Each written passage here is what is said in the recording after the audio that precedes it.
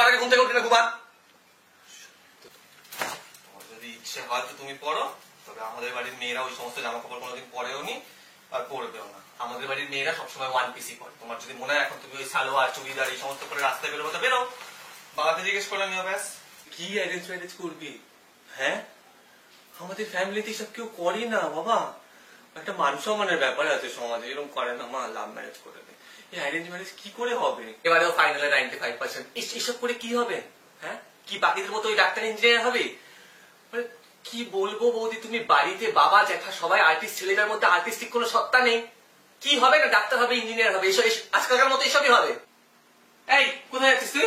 মুদির দোকান থেকে মালা মেনে নেবো, যা তুই যা, ফোন ঘাট আগে যা। কোথায় যাচ্ছিস আবার তুই? ছাদ থেকে আমি জামা কাপড় এনে নেবো, তুই যা আগে শুয়ে ফোন ঘাট যা। এই কি হলো তোর? জামা কাপড় কেন গোছাচ্ছিস তুই? থাক এখানে, তোর যেরকম পছন্দ হয় সেরকম থাক, গোছা তাহলে আমি গুছিয়ে দেবো।